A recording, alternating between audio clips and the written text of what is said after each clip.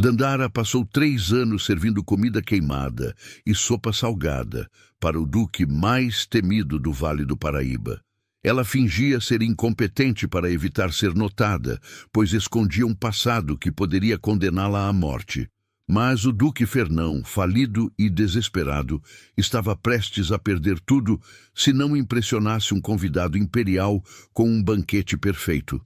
Numa madrugada de insônia, guiado por um cheiro proibido vindo da senzala, ele flagrou Dandara cozinhando como um chefe francês. Naquele momento, ele não viu uma escrava, mas a única salvação para sua honra. O problema é que o segredo dela era muito mais perigoso do que um simples talento culinário, e o feitor cruel da fazenda estava pronto para transformar essa descoberta em tragédia. Mas antes de descobrirmos qual é o segredo mortal que Dandara carrega e o que o Duque vai fazer com ela trancada naquela cozinha, me conte aqui nos comentários. De qual cidade do Brasil ou do mundo você está ouvindo essa história? Eu adoro ver até onde nossos romances de época estão chegando. E claro, já deixa o seu like para fortalecer o canal e garantir que o YouTube te entregue a continuação dessa saga. A história começa no salão de jantar da Fazenda Ouro Verde, em Vassouras, no ano de 1855. O Duque Fernão de Alencar sentiu o gosto de sal puro invadir sua boca e, num acesso de fúria, cuspiu a sopa no chão de madeira nobre. Ele estava irritado e faminto. Fernão levantou-se bruscamente, derrubando a cadeira, e gritou que aquela comida era uma ofensa pessoal. Ele sentia que sua maldição do estômago ruim era, na verdade, uma conspiração de incompetência de seus servos. Imediatamente, o feitor Silvério, um homem corpulento e sádico que administrava a fazenda com mão de ferro, entrou no salão. Silvério viu a sujeira no chão e olhou com ódio para Dandara, a cozinheira que tremia num canto. Ele puxou o chicote do cinto, decidido a puni-la ali mesmo para dar o exemplo. Dandara encolheu-se, esperando o golpe, mas o estalo nunca veio. Fernão segurou o braço de Silvério no ar. O duque disse friamente que não queria sangue em sua cozinha, pois isso tiraria seu apetite permanentemente. Ele ordenou que Silvério baixasse a mão, deixando claro que a punição física não resolveria a falta de talento da escrava. Dandara aproveitou o momento. Ela se jogou aos pés de Fernão, pedindo perdão de forma exagerada. Ela fingiu tremer incontrolavelmente e disse, com uma voz trêmula e simplória, que não entendia os temperos dos brancos e que suas mãos só serviam para a enxada, não para as panelas delicadas.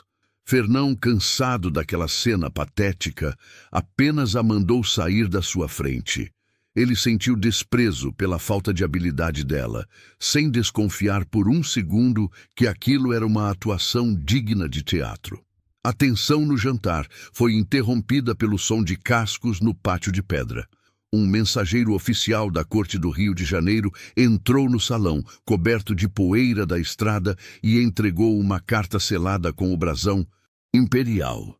Fernão quebrou o selo de cera vermelha e leu o conteúdo. Seu rosto perdeu a cor. A carta informava que o conde Deu, marido da princesa Isabel e uma das figuras mais poderosas do império, visitaria a Fazenda Ouro Verde em exatamente uma semana. O objetivo era inspecionar a produção de café para um possível contrato exclusivo com a coroa. A exigência final da carta era clara. O conde esperava ser recebido com um banquete de alta gastronomia francesa, digno de Paris. Fernão dispensou o mensageiro e convocou seu contador imediatamente. No escritório, cercado por livros de contabilidade empoeirados, Fernão confessou a verdade que escondia de todos. Ele admitiu que estava falido. As últimas colheitas foram fracas e as dívidas de jogo do seu falecido pai consumiram a fortuna da família. Fernão explicou, com desespero na voz, que aquele contrato com o conde Deu era a única coisa que poderia salvar a fazenda da falência total. Se o banquete fosse ruim, o conde não assinaria nada e Fernão perderia suas terras e seu título. Ele sentiu o peso da responsabilidade esmagá-lo. Enquanto isso, na despensa da casa grande, Dandara entrou silenciosamente para buscar mais lenha e viu algo que não deveria. Ela observou o feitor Silvério retirando garrafas de vinho importado das prateleiras e enchendo os recipientes vazios com vinagre barato e água suja. Dandara percebeu na hora que Silvério estava roubando o duque para vender os vinhos na vila. Silvério, distraído com o roubo, não a viu. Dandara saiu de fininho, guardando aquela informação perigosa. Ela sentiu medo, pois sabia que se Silvério desconfiasse que ela sabia, ele a mataria sem pensar duas vezes. De volta à senzala, tarde da noite, Dandara garantiu que todos estavam dormindo. Ela foi até o canto mais escuro do seu alojamento e, com cuidado extremo, removeu uma tábua solta do assoalho de terra batida. De lá, ela retirou um objeto embrulhado em panos velhos. Um livro de capa de couro desgastada. Era o Le Viandier, um lendário livro de receitas francês. Dandara acariciou a capa com saudade. Aquele livro tinha sido roubado da biblioteca de seu antigo senhor, um nobre que a trouxera da Europa, onde ela aprendera a ler e a cozinhar escondida. Mas Dandara não estava pensando em cozinhar para o duque. Enquanto a casa grande dormia, ela começou a separar ervas específicas que havia colhido na mata durante o dia. Ela não estava preparando um tempero, mas sim um remédio forte para dormir, ou talvez um veneno leve. Dandara sussurrou para si mesma que o duque Fernão nunca provaria sua verdadeira comida. Ela tinha um plano de fuga traçado para aquela mesma semana e precisava estar pronta. A pergunta que ficava no ar era: o que aconteceria se o duque, atormentado pela possibilidade de perder tudo, decidisse descer para a cozinha no meio da madrugada, justamente na hora em que ela baixasse a guarda? A madrugada na fazenda Ouro Verde era silenciosa, mas o duque Fernão não conseguia dormir. Atormentado pelas dívidas e pela pressão da visita do Conde Deu, ele perambulava pelos corredores escuros do casarão, vestindo apenas um roupão de seda. Ele sentia o estômago roncar, não de fome, mas de ansiedade. A ideia de servir aquela comida horrível de Dandara para a realeza o deixava enjoado. Fernão decidiu descer para buscar um copo de água, tentando acalmar os nervos. Ao se aproximar da área de serviço, Fernão parou bruscamente. Ele sentiu um cheiro que não pertencia àquele lugar. Não era o cheiro de feijão queimado ou gordura de porco que impregnava a casa habitualmente. Era um aroma complexo, sofisticado e inconfundível para um homem que viveu anos na Europa. Fernão sentiu cheiro de açafrão, vinho branco reduzido e frutos do mar frescos. Era o cheiro de uma bouillabaisse perfeita, uma sopa de peixe clássica do sul da França. Ele ficou confuso e intrigado. Fernão seguiu o rastro do cheiro como um cão de caça. Ele atravessou o pátio de terra batida, ignorando o frio da noite, e foi guiado até uma cozinha improvisada que ficava nos fundos, atrás da senzala, uma área que ele nunca frequentava. Havia uma luz fraca saindo pelas frestas da madeira velha de um barracão. Fernão aproximou-se silenciosamente, o coração batendo rápido pela curiosidade. Ele encostou o rosto na madeira e espiou por uma fresta. O que ele viu o deixou chocado. Lá dentro, Dandara não parecia a escrava encurvada e trêmula que ele via no jantar. Ela estava ereta, movendo-se com uma elegância e precisão assustadoras. Fernão viu Dandara manuseando uma faca velha e cega, cortando legumes em cubos milimetricamente perfeitos, com uma velocidade que nem os chefes de Paris possuíam. Ela provava o molho na ponta do dedo, fechava os olhos para ajustar o sal e adicionava ervas com a confiança de um mestre. Fernão continuou observando, hipnotizado. Ele viu Dandara pegar uma cumbuca de barro simples e começar a empratar a comida. Ela não apenas jogou a sopa no prato, ela a montou.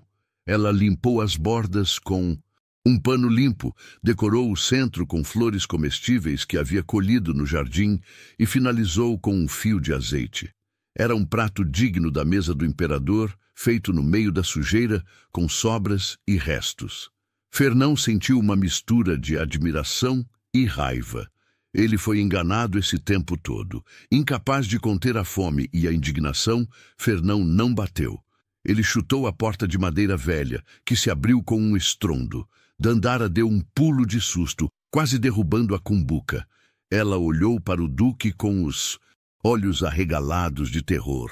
Fernão entrou no pequeno cômodo, preenchendo o espaço com sua autoridade. Ele apontou o dedo para a panela fumegante e exigiu saber, aos gritos, quem a tinha ensinado a cozinhar daquela forma. Ele queria nomes. Dandara, recuperando o reflexo de sobrevivência, tentou mentir. Ela correu para a panela e fez menção de derrubá-la no chão para destruir a prova. Ela gaguejou, voltando ao personagem simplório, dizendo que aquilo era apenas lavagem para os porcos, que ela estava preparando para a manhã seguinte e que o cheiro devia ser das ervas daninhas. Mas Fernão não era idiota. Ele avançou e segurou o braço dela com firmeza, impedindo-a de virar a panela. Fernão soltou o braço dela e pegou uma colher de pau que estava sobre a mesa. Ele mergulhou a colher no molho dourado e levou à boca, encarando Dandara nos olhos o tempo todo. Quando o sabor atingiu sua língua, Fernão ficou paralisado. A explosão de sabores era perfeita. O equilíbrio entre a acidez do tomate, o perfume do açafrão e a textura do peixe era impecável. Fernão sentiu uma emoção genuína. Era o melhor sabor que ele sentia desde que deixara a França, anos atrás. O duque baixou a colher lentamente. Ele olhou para Dandara, mas agora não via mais uma escrava desajeitada ou uma mentirosa. Ele via a solução para sua falência. Ele via o contrato com o Conde Deus sendo assinado. Fernão caminhou até a porta, fechou-a e passou o trinco, trancando os dois lá dentro. Ele se virou para ela com um olhar intenso, quase obsessivo.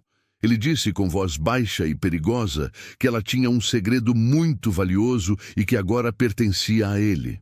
A pergunta que pairava no ar abafado daquela cozinha era o que o duque iria propor para garantir que ela cozinhasse para o conde, sem revelar sua farsa para os outros servos, e principalmente para o perigoso feitor Silvério. Ainda trancados na pequena cozinha dos fundos, a tensão entre o duque e a escrava era palpável. Fernão, ainda com o sabor da bouillabaisse na boca, foi direto ao ponto. Ele ofereceu um trato comercial, ignorando as barreiras sociais. Fernão propôs que, se Dandara assumisse secretamente a cozinha e preparasse o banquete perfeito para a visita do Conde Deu, ele consideraria melhorar as condições de vida na senzala e talvez até conceder alguns privilégios a ela. Ele falava com a urgência de um homem desesperado, pois sabia que aquela mulher era sua única chance de evitar a falência. Mas a resposta de Dandara não foi de gratidão, foi de terror absoluto. Ela recusou a oferta imediatamente, recuando para o canto da cozinha. Dandara explicou, com a voz trêmula, que se o feitor Silvério descobrisse que ela tinha talento e valor, ele não ficaria feliz. Pelo contrário, Silvério já havia ameaçado vendê-la para um bordel na corte do Rio de Janeiro se ela chamasse a atenção. Ela sentia um medo visceral de Silvério, um medo que superava qualquer promessa vaga que o duque pudesse fazer. Para ela, o anonimato da incompetência era sua única armadura. Fernão percebeu que precisava oferecer algo mais concreto do que palavras. Ele tirou do bolso uma chave de ferro pesada e a colocou na mão de Dandara. Era a chave da adega privada subterrânea, o único lugar na fazenda onde nem mesmo Silvério tinha permissão para entrar. Fernão prometeu proteção pessoal direta. Ele garantiu que, a partir daquele momento, ela responderia apenas a ele. Ele declarou que Silvério seria proibido de tocar nela. Dandara olhou para a chave e sentiu, pela primeira vez, uma faísca de esperança e segurança. Para selar o acordo, Fernão exigiu um teste final. Ele ordenou que ela preparasse um coq au vin, galo ao vinho, para o almoço do dia seguinte. Mas o prato deveria ser servido dentro do escritório dele, com a porta trancada para que ninguém visse. No dia seguinte, Dandara assumiu a cozinha principal sob o pretexto de fazer uma faxina pesada. Enquanto os outros escravos limpavam o chão, ela cozinhou freneticamente. Ela usou técnicas francesas para amaciar a carne dura das galinhas da fazenda, transformando ingredientes simples em alta gastronomia enquanto vigiava a porta, com medo de que Silvério aparecesse. Quando Fernão provou o coq au vin em seu escritório, o silêncio foi absoluto. Ele fechou os olhos emocionado. A carne desmanchava na boca e o molho tinha a profundidade dos melhores restaurantes de Paris. Naquele momento, Fernão teve a certeza. Dandara não era apenas uma cozinheira talentosa. Ela fora treinada por um mestre francês. Ele sentiu um respeito profissional imediato por ela, algo que nunca sentira por nenhum servo. Ele decidiu ali mesmo que faria o impossível para mantê-la segura. Imediatamente após o almoço, Fernão convocou todos os funcionários no pátio. Ele anunciou publicamente, com voz de autoridade, que ele mesmo supervisionaria a cozinha para o banquete do Conde Deu. Ele decretou que a entrada na despensa e na cozinha estava proibida para todos, exceto Dandara, e olhou fixamente para Silvério ao dizer isso. Silvério, que estava encostado numa pilastra, sentiu o golpe. Ele percebeu que sua fonte de renda extra, os roubos de mantimentos, estava bloqueada. Ele olhou para Dandara com ódio, desconfiando que ela tivesse feito algo para ganhar a proteção do duque. Faltando apenas 2 dias para o banquete, Dandara fez uma lista de ingredientes raros que faltavam: trufas, cogumelos específicos e conhaque. Fernão, não confiando em mais ninguém, decidiu ir pessoalmente à vila de Vassouras buscá-los. Ele montou em seu cavalo e partiu, deixando a fazenda sem sua proteção direta por algumas horas.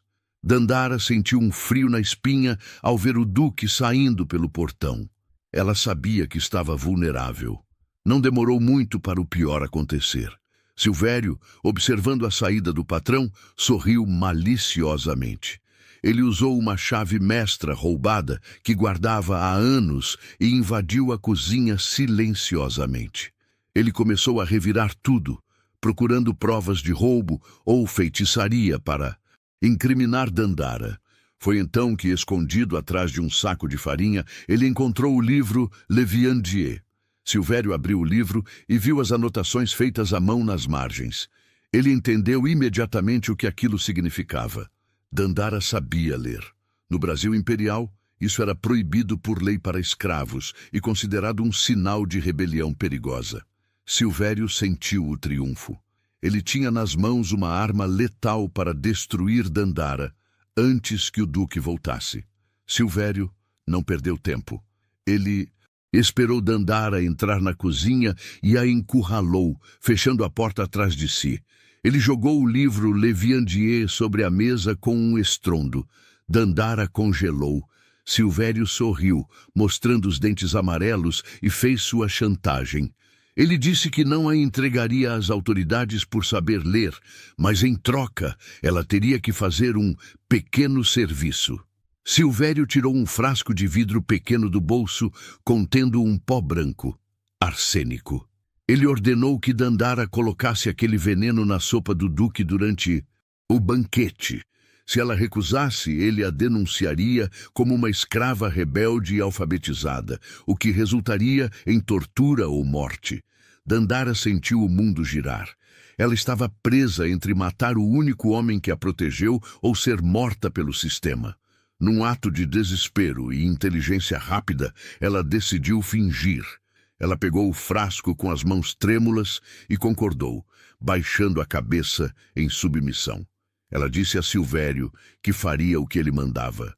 Silvério, arrogante e satisfeito, saiu da cozinha, certo de que teria sua vingança.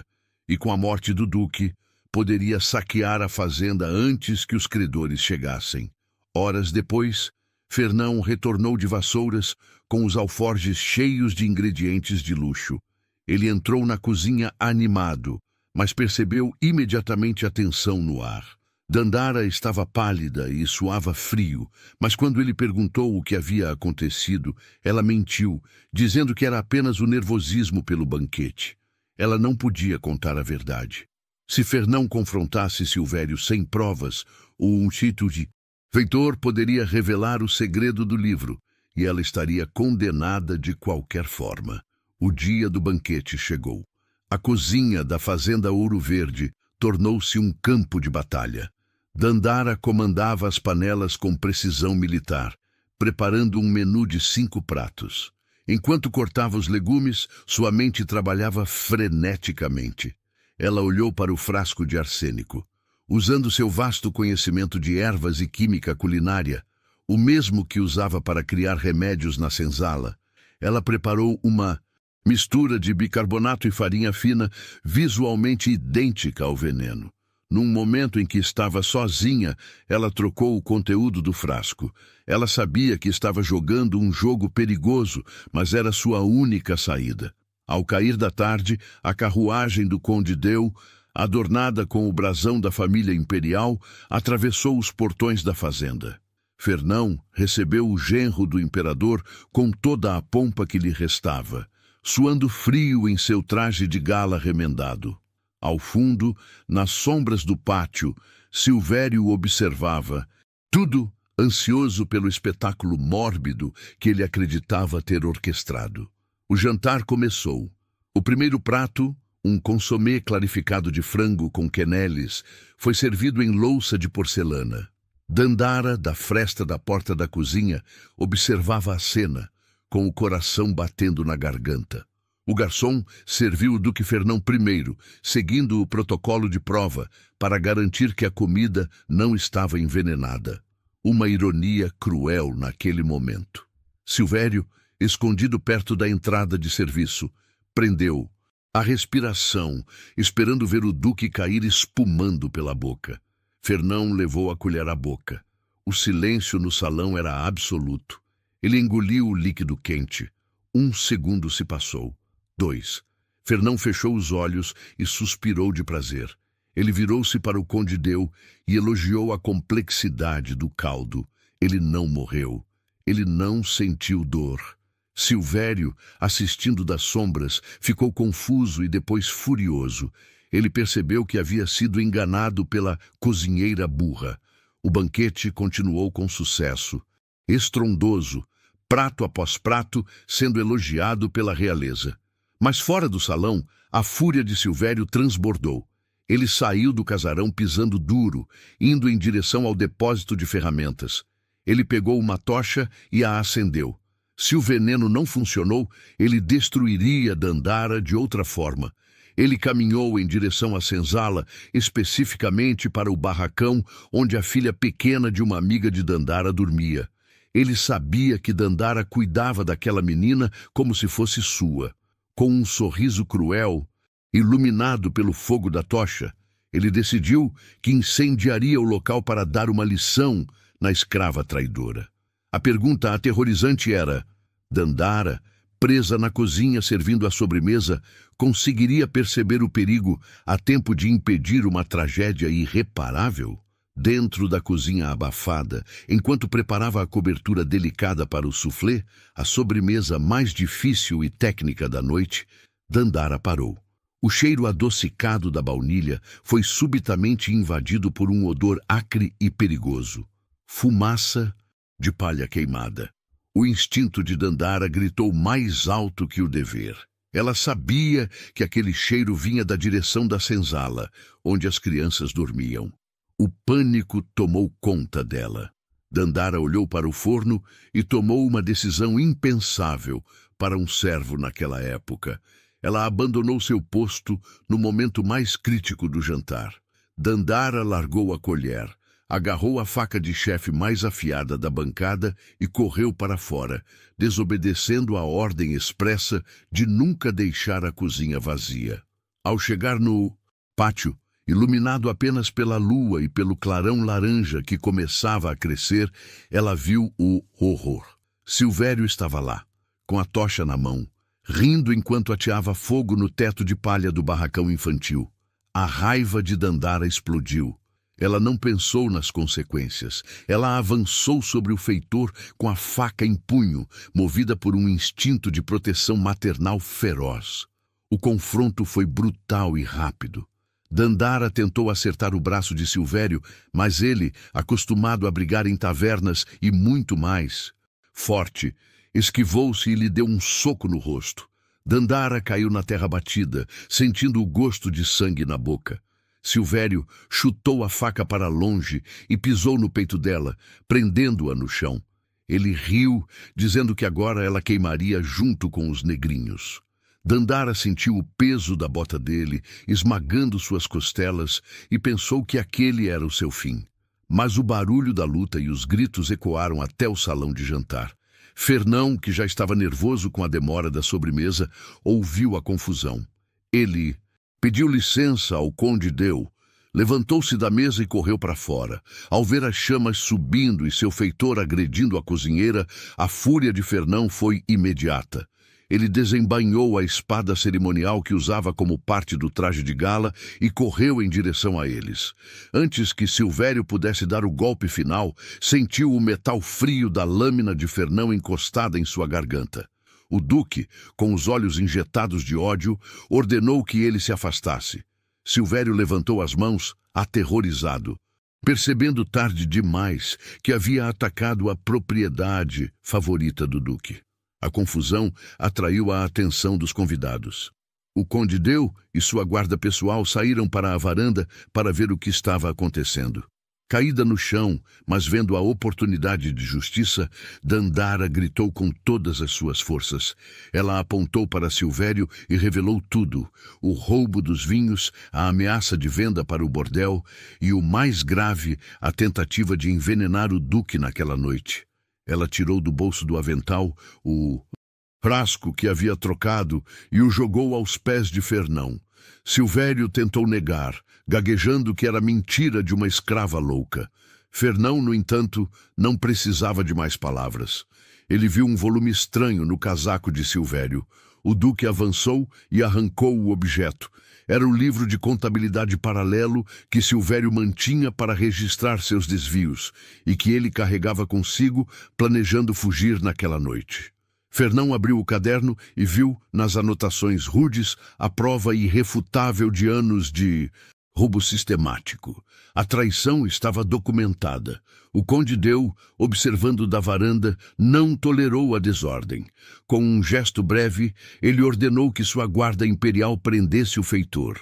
2 soldados uniformizados avançaram, imobilizaram Silvério e o arrastaram para longe, sob a acusação de furto à coroa, já que a fazenda tinha contratos imperiais, e tentativa de assassinato de um nobre.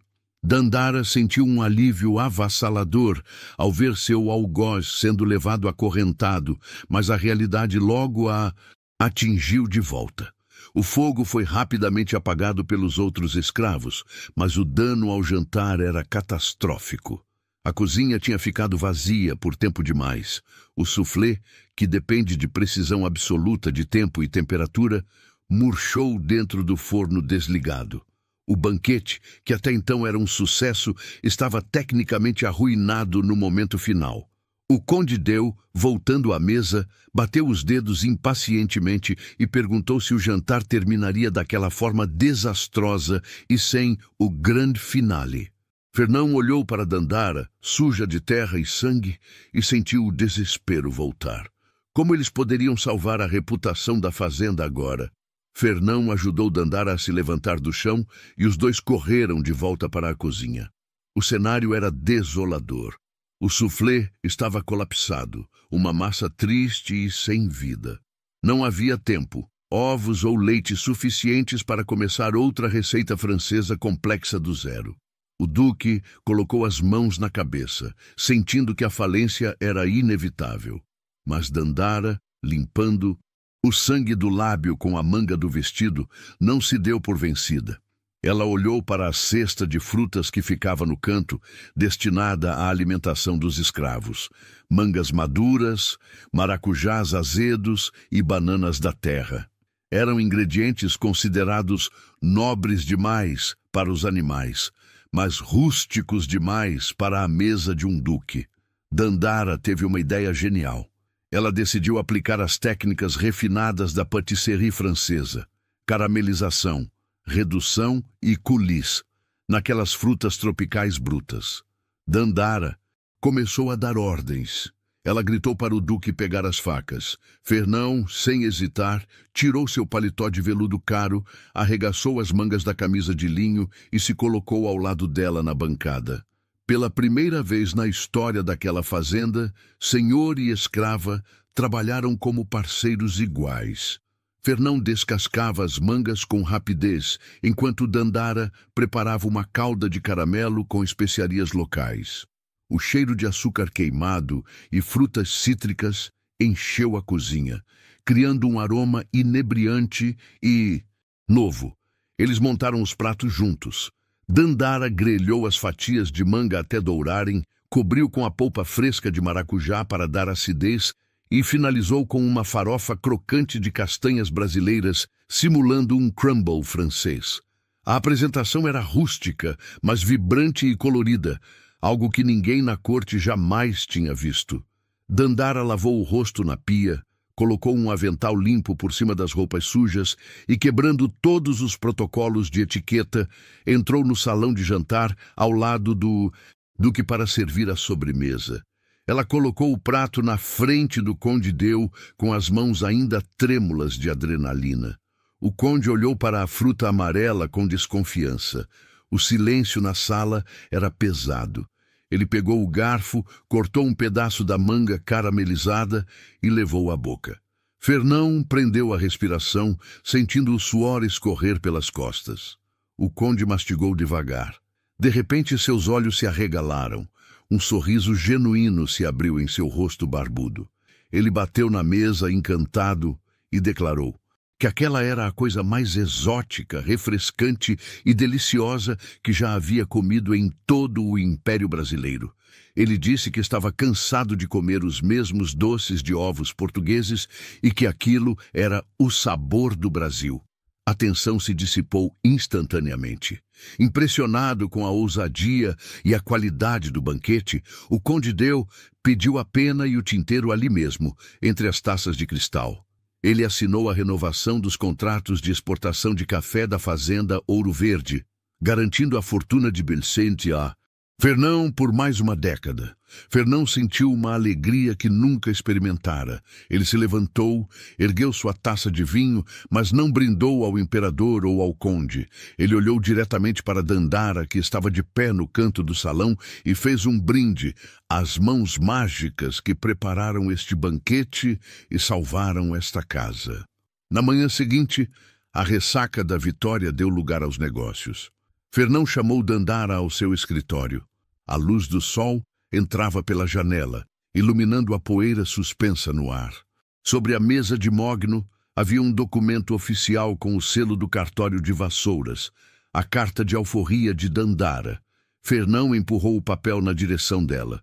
Dandara sentiu as lágrimas subirem. Era o sonho de toda a sua vida ali, ao alcance da mão. Mas antes que ela pudesse pegar, Fernão colocou a mão sobre o papel. Ele olhou nos olhos dela com seriedade e disse que havia uma condição inegociável para ele assinar aquela liberdade. Dandara sentiu o coração parar. O que mais ele poderia querer? Dela, depois de tudo? A condição que Fernão impôs fez Dandara prender a respiração, esperando o pior. Mas o que saiu da boca do duque não foi uma ordem de servidão, foi uma proposta de negócios. Fernão disse com clareza absoluta que não queria apenas uma cozinheira, ele queria uma sócia. Ele explicou o seu novo plano: transformar o salão principal da fazenda Ouro Verde no primeiro restaurante de alta gastronomia do Vale do Paraíba, aberto ao público pagante. A condição para a liberdade dela era que ela aceitasse o cargo de chefe executiva, com direito a uma parte dos lucros e autoridade total sobre a cozinha. Dandara olhou para o papel e depois para Fernão. Ela sentiu uma desconfiança instintiva, fruto de anos de abusos, mas viu nos olhos dele algo que nunca vira em um homem branco: respeito profissional. Com a mão trêmula, mas decidida, ela pegou a pena e assinou seu nome no documento de alforria e no contrato de sociedade. Naquele momento, ela deixou de ser propriedade para si, tornar uma mulher de negócios. A mudança foi imediata. Fernão ordenou que os aposentos de hóspedes no segundo andar do casarão fossem preparados para Dandara. Naquela mesma noite, ela dormiu em uma cama de lençóis de linho, longe do chão batido da senzala. Nos meses seguintes, a rotina da fazenda mudou drasticamente. Com o dinheiro do contrato de café, Fernão comprou a liberdade de várias mulheres escravizadas da região, mas não para trabalhar na lavoura. Ele as entregou a Dandara, que começou um treinamento rigoroso, ensinando-lhes as técnicas francesas e a disciplina de uma cozinha profissional. A inauguração do restaurante Ouro e Sabor foi o evento do ano em 1856. A elite do Rio de Janeiro e de São Paulo viajou dias de carruagem apenas para provar a comida da famosa chefe Dandara, cuja lenda já corria pela corte. O salão estava lotado e o dinheiro entrava como nunca antes. Fernão, agora vestido com roupas novas e elegantes, gerenciava o salão com orgulho, enquanto Dandara comandava a cozinha com maestria. Mas o passado bateu à porta uma última vez. No meio de um jantar movimentado, um homem alto e arrogante entrou no restaurante. Dandara, olhando pela janela da cozinha, congelou. Era seu antigo senhor, o homem que a trouxera da Europa e de quem ela havia fugido anos antes. Ele reconheceu o sabor da comida e exigiu ver a cozinheira. Quando Dandara apareceu, ele sorriu com maldade e anunciou para todos que ela era uma escrava fugitiva e que ele tinha o direito de levá-la de volta acorrentada. O silêncio caiu sobre o restaurante. O homem avançou para agarrar o braço de Dandara, mas antes que ele pudesse tocá-la, o cano frio de uma garrucha encostou em sua têmpora. Era Fernão. O duque não estava tremendo. Ele estava calmo e letal. Com a outra mão, Fernão ergueu o documento de alforria registrado em cartório e com o selo imperial. Ele declarou, para que todos ouvissem, que Dandara era uma mulher livre e sua sócia, e que qualquer um que a tocasse responderia ao Duque de Alencar com a vida. Fernão expulsou o homem de sua propriedade sob a mira da arma. Mas antes que o antigo senhor fosse jogado para fora, Dandara pediu um momento. Ela foi até a cozinha e voltou com um prato coberto por uma cloche de prata. Ela disse ao homem que, como ele viajou de longe, não deveria sair de barriga vazia. O homem, confuso, levantou a tampa. No prato havia apenas restos de comida, cascas e espinhas de peixe. A verdadeira lavagem que ele merecia. Dandara olhou nos olhos dele e sorriu, sentindo o gosto doce da vingança e da vitória final. A cena final da nossa história mostra a cozinha vazia, tarde da noite, após o fechamento. Dandara e Fernão estão lado a lado, cansados, mas felizes. Eles provam um novo molho que acabaram de inventar, discutindo ajustes de sal e pimenta. Não houve beijo apaixonado ou romance de conto de fadas, mas algo muito mais raro para aquela época. Havia uma parceria inquebrável, forjada no fogo e no respeito mútuo. Fernão olhou para ela e brindou com uma colher de pau. E Dandara, a rainha da cozinha imperial, brindou de volta, finalmente dona de seu próprio destino. Esta história nos ensina que o verdadeiro talento não pode ser acorrentado para sempre e que, às vezes, a liberdade vem das alianças mais improváveis, onde o respeito pelo mérito supera as barreiras do preconceito. E agora, eu quero saber de você. De qual lugar desse mundão você acompanhou a virada da Dandara? E qual parte fez seu coração bater mais forte? A coragem dela no incêndio ou a vingança final com o prato de restos? Me conta aqui nos comentários, eu leio todos. Se a jornada de Dandara e a lealdade do Duque Fernão tocaram a sua alma, deixe o seu like agora mesmo. Isso ajuda muito o nosso trabalho. E se você ainda não é inscrito, inscreva-se no canal e ative o sininho para não perder nenhuma história emocionante como essa, que nos lembra que nossa humanidade vale muito mais que qualquer rótulo que a sociedade tente nos colocar. Te vejo no próximo vídeo que está aparecendo aqui na tela. É só clicar e a gente continua essa conversa. Até lá!